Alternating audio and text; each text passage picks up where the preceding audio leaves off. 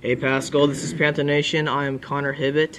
Today I will be interviewing head boys varsity soccer coach, Coach Townsend. How are you today, Coach? Doing very well. Give me a little info on your season so far. How's it going so far? We are sitting sixth place. We're 3 points behind Lamar, but we're also 6 points behind third and fourth place, so it's a pretty tight race. Well, Coach, how did you get interested in coaching soccer? Interested in coaching soccer? That's a good question. So I came here as a track coach and saw they needed help on the boys soccer side, and I'd been playing for a bit and decided I'd give it a try, and it just stayed with me. And you went to Pascal for high school, correct? I did. Did you play soccer here as well? I did not. Did you run track here? I did not. What did you do? I was one of those guys that needed something to do, and so I'm that coach that finds somebody who's not doing anything and tries to push them that way. I was a late bloomer as far as athletics goes. As soon as I graduated, I went to the Army, and that's where I found my passion for athletics. That's awesome. And what would you say is such a great thing about coaching soccer compared to other sports? What sticks out about it? Well, the demographics have changed. People are picking up on it. It's getting more and more popular. The World Cup is now being watched by many Americans, not just a few. I remember when I was here at Pascal, soccer wasn't, I think it was rated number 11 as far as sports go, and now it's rated number 4 behind the big three. So just watching it grow over the years and people picking up on it, and it's just really good to see that. And do you think because of more people are picking up on it, it's beginning to be more of a difficult sport to play because you have more people interested in it? Yeah, so as I remember, the World Cup '92 here in the United States brought a lot of coaches over here, actual real coaches, and they saw that this place was wide open, and so they brought their knowledge and started creating real club teams, academies, and basically what they do in Europe, and they tried to bring that concept over here. So that's really where having the real coaches come over who are certified and have a better understanding of how this sport is supposed to be. Seeing that happen has really changed the sport over here the last 20 years. And how have you changed Pascal in that way? Well, I got myself certified. I try and stay up on the latest techniques and tactics, constantly reviewing formations and things like that, just to keep myself up so that we can change to the changing times. And the changing times and the changing teams in district, how hard is this district this year compared to other years in the past with Mansfield coming in last year and changing of those teams? The Mansfield edition basically took out, I don't want to say too many negative things about Weatherford, but they just weren't a competitive team. And Mansfield had won state 5 years ago, 4 years ago, somewhere in there. And so that just added, even though they were 5A, they were still a very competitive team. They were highly ranked in the state.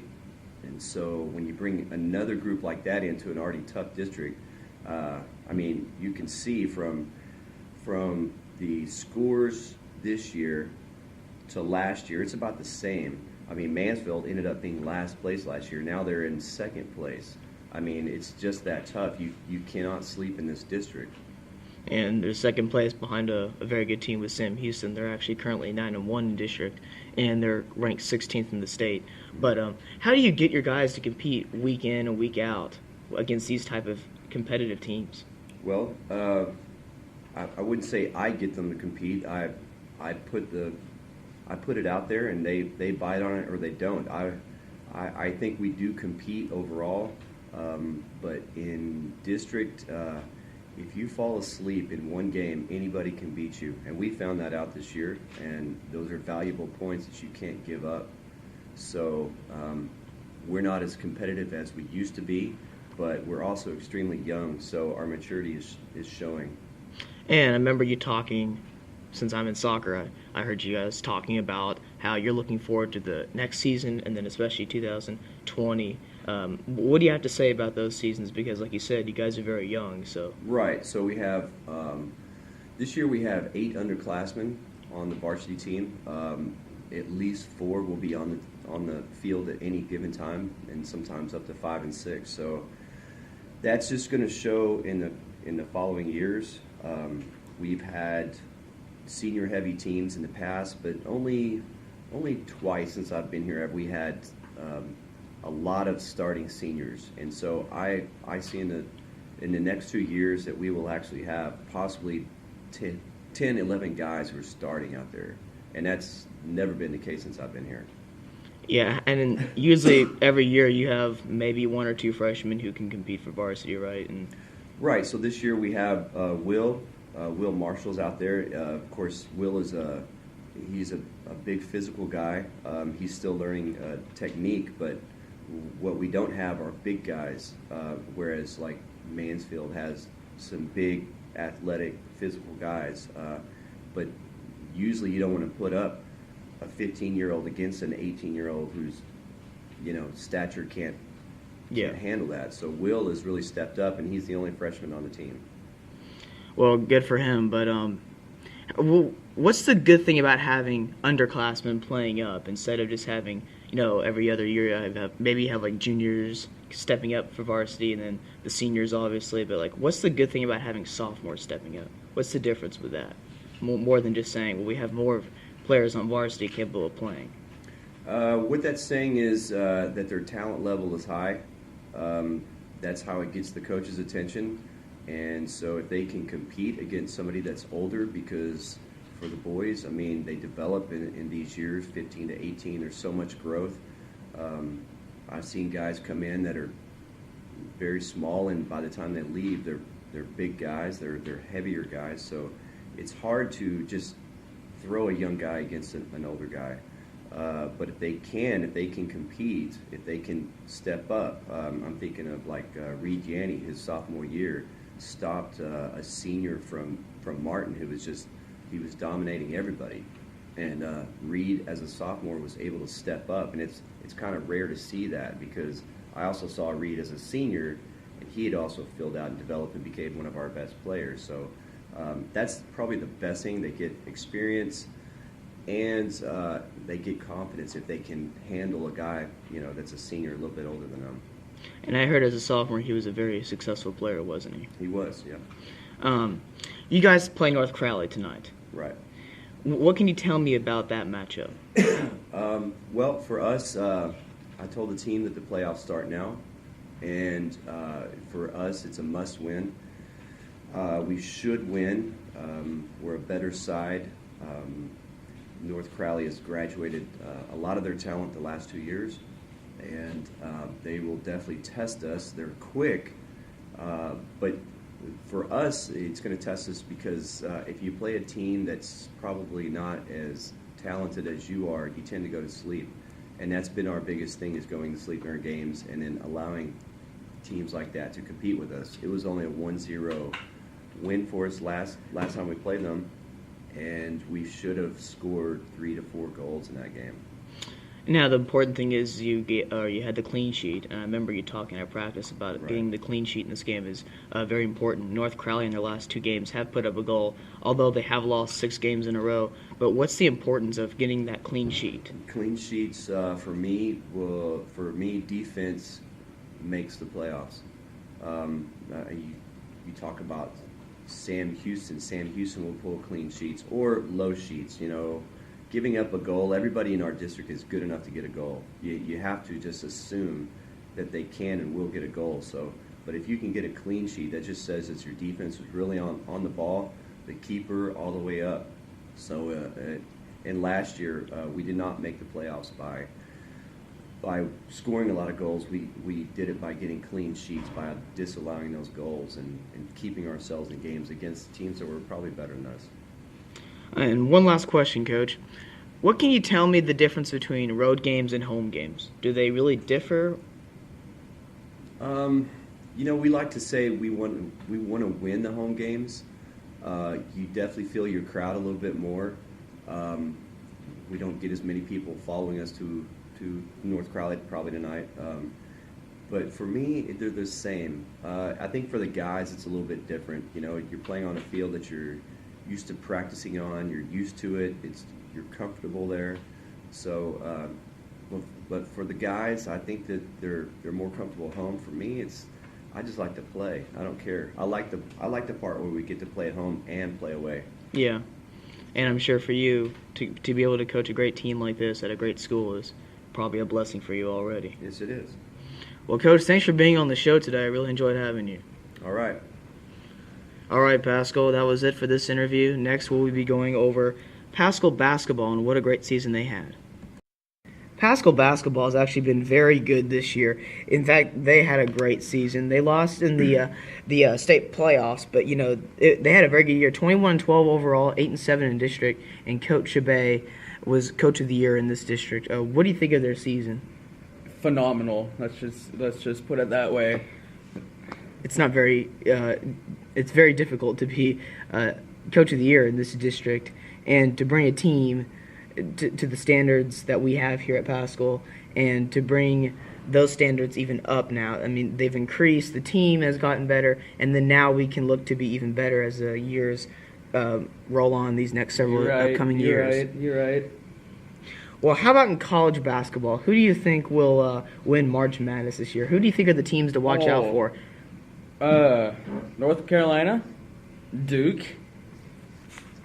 Who else? Well, the Blue Bloods, I guess, right? Villanova, but then again, they're good. Let's see. Honestly, I really don't know. What about the Virginia defense? Oh yeah, no, that's... They're only allowing 50 points a game, basically. On point. They're talking about their defense being the best defense of the 21st century of modern basketball. But I really think Xavier could do something. Xavier is a very experienced team, and they did very well last year in the tournament. I don't see why they can't do that again this year. I would say they're one of my sleepers. Yeah, I mean, but they wouldn't be a sleeper at... I wouldn't say they'd be a sleeper because they're going to be a number one seed. So yeah. I mean they finished as the best team in the Big East this year. Maybe TCU might be a sleeper in this tournament if they play as well have they played recently. Then I think that they will do really good in this tournament. Yeah, I mean, but I also think. What about Kansas? What do you think they would do in the tournament? Well, Kansas is always good. Let's just put it that way. Where do you think they're going to go? Probably Final Four, if not the Sweet 16 or the Elite Eight or something like that. Yeah. What about Duke? Duke? Ooh. Like you were saying, Duke and North Carolina. Yeah. Duke may end up in the Final Four. If they play really good. North Carolina, probably not. I mean, they're a good team, but they're not as good as last year and years in the past. Yeah. The thing that we've seen about Duke this year is that they were not very good on defense to begin the season, the first half part of the year. And now they switched to a zone defense, which is very similar to what they did in their national championship run a few years ago. So we might be seeing similar numbers with where they will be going with that zone defense. If they are successful with the zone defense like they have been throughout the tournament, then I think they could definitely make a run to the Elite Eight, Final Four. It's very hard to predict what teams will go where because they haven't come out with the brackets just yet. But how about Michigan winning the Big Ten tournament for the second year in a row? I mean, they beat Purdue. They beat Michigan State. That surprised me. Because I thought Michigan State was going to go all the way and win the Big Ten. Yeah, in fact, that was their fourth loss of the season, and they hadn't lost in quite some time. So they are a powerhouse. They are a powerhouse with Tom Izzo. Tom Izzo definitely has got something going there. And, of course, with the allegations against them. Yeah. But, of course, those are starting to come to an end now, so I think they're going to, you can call it getting away with it or really just being clean, whatever it was. But I don't think they're going to have anything against them. So, But I think Michigan State's also a team that we have to watch out for. Michigan's definitely on a good streak right now. I don't see Michigan though as an Elite Eight team. Like I see them as a Sweet 16 team, getting beat soundly by the likes of a Gonzaga or a Duke or even a Kansas, someone like that. In fact, Gonzaga hasn't lost since January 18th against St. Mary's, and St. Mary's shot 60% from the three-point line in that game. Dang. Yeah, and since then, St. Mary's has not looked like the best team. In fact, Gonzaga ended up beating them by a little bit, quite some points late in the season at home. So they got their revenge. But I really think that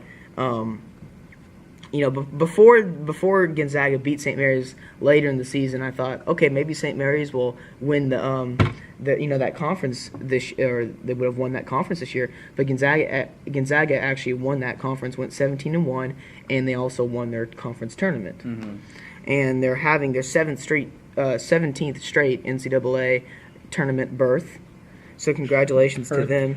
I mean, that's what they call it in NCAA. Oh, do they? Yeah, that's what they call it, a berth to the tournament, because you won your conference tournament, and whoever wins the conference tournament gets automatically submitted into the tournament. So Gonzaga is also a team that's been on a very good run.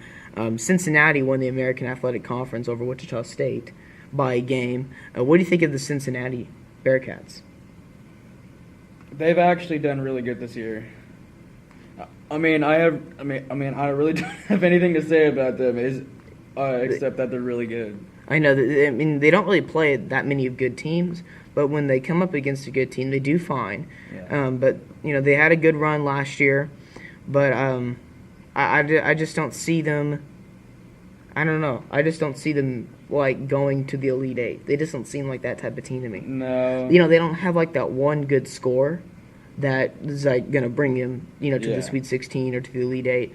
They don't have that go-to player that they need in the crunch times. What about Wichita State? I say there's. They made the Final Four back in 2012. They did. It would have been 2013, but it was the 2012 season. They lost to Louisville, who won it all that year, and of course they had their wins vacated from those couple seasons. Louisville did earlier this year, but I think Wichita State's also a team that you got to watch out for. They're not as good defensively this year, but offensively they definitely put up the numbers. They're definitely a team that America likes to watch, considering that they're fun to watch with all the points they score. Yeah. But and then we come to North Carolina, another blue blood team. But I think the team that right now that looks like the ultimate team is Virginia with their defense. Yeah. They slowed the pace of the game down. They actually played the slowest pace in the nation. But when this Virginia team plays a really fast-paced press team, like a West Virginia or a press Virginia, they lose. Not every time, but they do lose a lot. They lost earlier this year to West Virginia. So I just don't – I see them as a sound Elite Eight team. Mm-hmm. But any more than that, I just don't see it. They don't have the go-to scorer either. They're not great on the offensive end. And, the last several years in college basketball – you need to play defense too to win, but also in basketball it helps to be able to have that go-to score. It does. Yes. What do you think of the Big 12 this year? As in basketball? Oh my gosh. Yeah. Oh yeah. They've got some really good teams. Let me tell you that. Maybe not ranked, but they have a lot of depth in the conference. They're a force to be reckoned with. Let's just say that. What about TCU? Where do you think they'll end up? Where do you think they'll go? I think they would win a couple games in the Big 12 tournament. The Big 12 tournament. What about March Madness? As well, because they're supposed to be already in as a 6th seed. As well as the March Madness tournament. But to be honest, I don't think they'll make it that far. Maybe the first round. First round. Maybe a couple second rounds into the Sweet 16. Yeah, and then they'll probably fall apart. Is what I'm predicting. Right. Well, who do you think is the best conference overall in college basketball? Well, according to ESPN, the ACC. The ACC has 9 teams. Big 12 has 8. Second. Yeah, and the SEC has 7. But the thing is, I think the Big 12 is probably the best conference in the college basketball world this season. Yeah, your favorite commentator, Dick Vitale, said that the SEC and the ACC were the two best conferences in college basketball. No, the No. SEC would be arguably the most improved conference in college basketball. They are definitely more deep this year. They have teams like Tennessee, Auburn, Missouri, Arkansas stepping their game up. But I really don't think that the SEC is that good. No. They have Tennessee, Auburn, Kentucky, but that's it. I mean, they have a lot of teams who are okay, better, but they're not the best conference in college basketball. The ACC is very similar to the SEC. They have a lot of depth in their conference, a lot of teams who can beat some decent teams, but they're not teams who can make it to the Sweet 16 and stuff like that. The Big 12, however. Yeah, the Big 12 has a lot of good teams. Now, they are very similar in the likes that they have a lot of teams who are 10-8 in conference and stuff like that, but they have a lot of teams. Those teams that are 10-8 in the Big 12 are better than those who are 10-8 in the ACC. Yeah. Watch out for TSU being a sleeper in this tournament. And also some other teams who could be a sleeper. What about Rhode Island? Just like I said, they are a force to be reckoned with. Yeah, the Big 12 overall is. I mean, except for Iowa State, maybe. Yeah. But everyone else is. 9 out of the 10 teams, 90%, that's not too bad. Usually we're talking about the exact opposite. But I really think teams that could surprise people and make a run, I think Texas Tech. I mean, of course, people would say, well, that's not a surprise. They've been good all year. But really, I mean, it's like that would be the first time in a long time they've been able to do something like that. Arizona with DeAndre Ayton, one of the best players in the nation, if not the best. He Trae Young, some others. But Trae Young gets all the highlights and the spotlight. But I think DeAndre Ayton's actually the best player in the nation. He's huge, monster. He's tough to stop one-on-one. And I mean, look where he's taken Arizona. Of course, Sean Miller, their coach, has done a very good job with them in recent years. But watch out for Arizona. They could do a decent job making a run. Auburn, if they had their star forward, and Fernie McLemore, who had a very bad injury against South Carolina a few weeks ago, and since then Auburn has not been the same team. But Auburn is playing with a lot of determination this year. They're very determined to do well this year. So you gotta watch out for a team who's, they seem destined to do something. West Virginia, with that press they run, Press Virginia, they could do something as well. Press Virginia could, I mean, if they played against Virginia again, that'd be fun to watch again because they beat Virginia earlier this year for one of their 2 losses. Now, Virginia should have 3 losses. They beat Louisville a week ago, which, they shouldn't have won. They were down by 4 points with a few seconds to play. No excuse for Louisville. And a game that Louisville really needed to win to have a better chance to make the NCAA tournament. They ended up not finishing the game, and Virginia goes on to win it to increase their winning streak. Florida.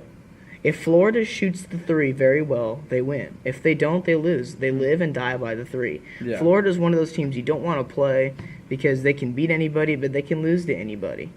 And right now they're projected as the number 5 seed. And if the tournament or if the selection show were today, they'd be playing New Mexico State. New Mexico State's 25-5 on the year. Yeah. You gotta watch out for New Mexico State. Pretty good team. But like I said, Florida is one of those teams you just don't want to play. They're hot and cold, but don't want to play. Yeah. Rhode Island this year. When you're looking at teams that are below the spotlight, below the Power 5, Power 6 conferences, including the Big East, you got to watch out, like I said, New Mexico State, Rhode Island, Loyola Chicago, and Middle Tennessee. Those are some of your best teams. Middle Tennessee beat Minnesota last year in the tournament. But Rhode Island is they're a senior loaded team. They are experienced. They've been in the tournament before. They beat Creighton last year. I like this team to do something this year. I could see them making it to the Sweet 16. Remember when Florida Gulf Coast beat Miami and beat Georgetown a few years ago when they were like really good? They were like Dunk City and stuff like that. Yeah, well, that's Rhode Island this year. They're not Dunk City, but they're the team to make it to the Sweet 16 and beat some good teams. Middle Tennessee is very experienced this year. They're a senior loaded team as well. They're experienced. They beat Minnesota last year. Oh, they might be playing West Virginia in this game. Yeah, we'll see. But I like Middle Tennessee to go somewhere too. I could see them. I see New Mexico State losing in the first round, but I see them giving somebody a scare. UL Lafayette's also another good team that could also be able to put up some noise in the tournament. Teams that will disappoint. Who do you think will be some teams that will disappoint? Middle Tennessee. You think they're going to disappoint? Maybe. Okay. Who else? Yeah, I think that's all I have, honestly, to be honest. Well, when you look at the nation overall, who do you see everyone's talking about this team's going to make it to the Elite Eight, and then they just shock everybody and they lose in the first round. Who's going to be that team? Oh, talking about that. Okay.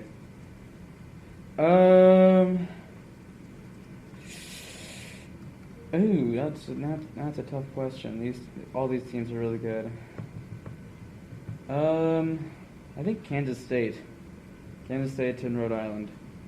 You said Rhode Island's one of those teams that can win every. Yeah. I think Kansas State goes down in the first round. So Kansas State is my. Of course, that wouldn't be really a surprise if they lost to Rhode Island. Yeah. Though, but when you're looking at maybe Florida too. Yeah, Florida can be a disappointment. They're off and on. But when I look around the nation, and I look at pretty good teams who are probably going to have a decent seeding, who just don't seem that impressive to me. Ohio State, Clemson, St. Mary's will have a decent seeding. Miami, and then if Oklahoma makes it in. Yeah. Oklahoma has won 4 of the last 15 games. Now this year, the NCAA is doing something different, where they grade you by Quadrant 1 and Quadrant 2 wins, which is basically the difficulty of your opponent and how you play them. But this year, Ohio State, I think, is going to be a disappointment in the tournament. Why? They struggle against teams like Penn State, who they've lost to 3 times this year. And yes, they've played better since New Year's. 4 of their 5 other losses, besides Penn State, have been before New Year's. Then they lost on February 18th to Michigan, who's been on a really good winning streak in February, starting February. So I just don't think Ohio State is. I mean, they're very inconsistent. They have one of the best players in the nation with Bates Diop, but I just don't think that they're that team. I don't think that they're gonna pull it together as a team and win some games. I just don't see that with them. I don't think they have good team chemistry. Clemson, they cannot win on the road. Oh, you're right. I forget. Yeah, Clemson. Forgot about them.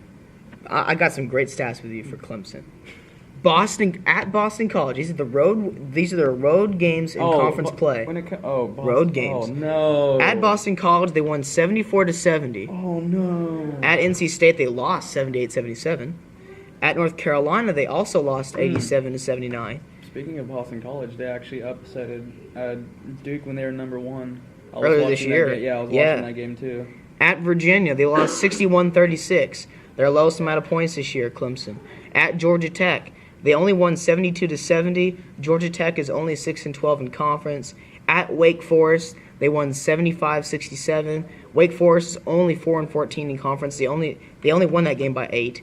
At Florida State, who's 9-9 in conference, they lost 81-79. At Virginia Tech, lost 65-58. At Syracuse, lost 55-52. Whenever they play a decent team on the road, who's 500 or better, they lose. And in March Madness, you're going to be playing on the road. You're not playing at home. So I don't like their chances. St. Mary's, they only have 3 teams who are above 500 in conference play.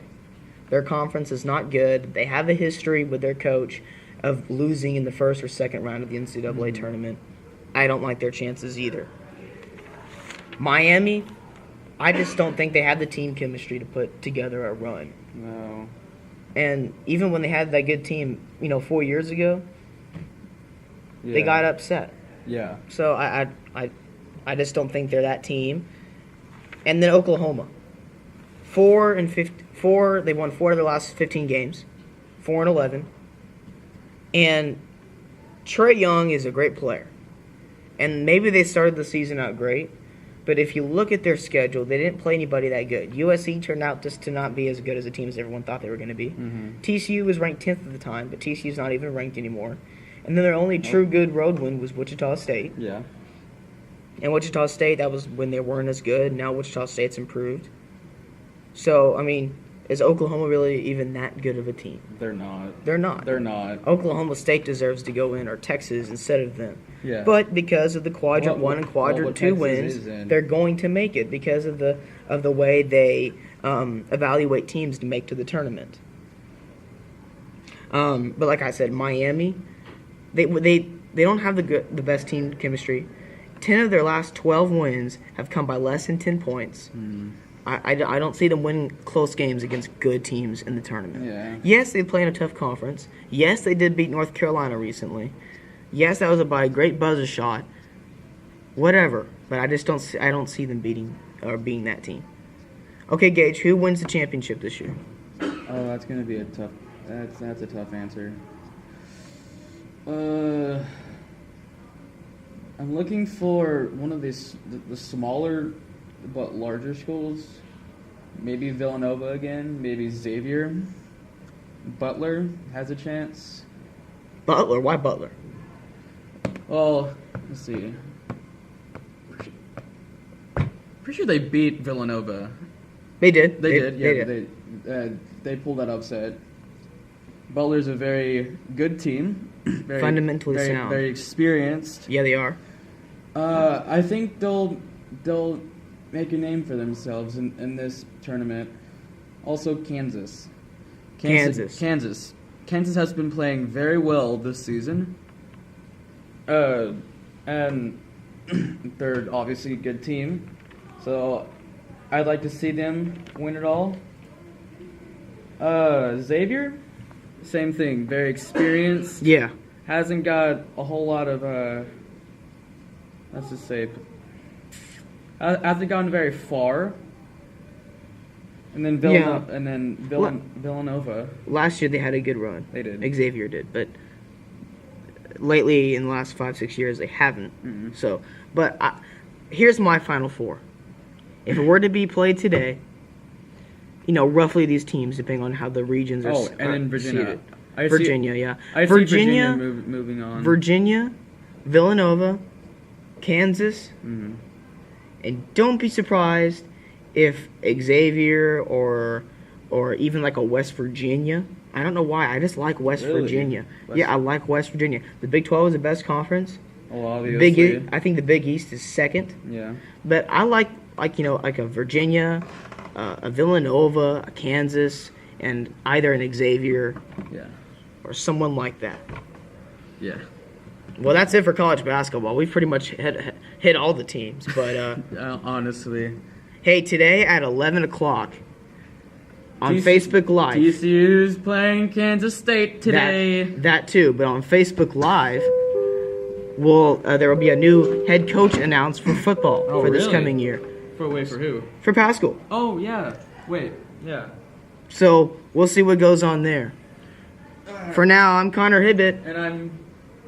And I'm Gage Laswell. And this will be it for the Panther Nation episode this week. I hope you have a great spring break. And we will be back after spring break, and we will see where the tournament stands.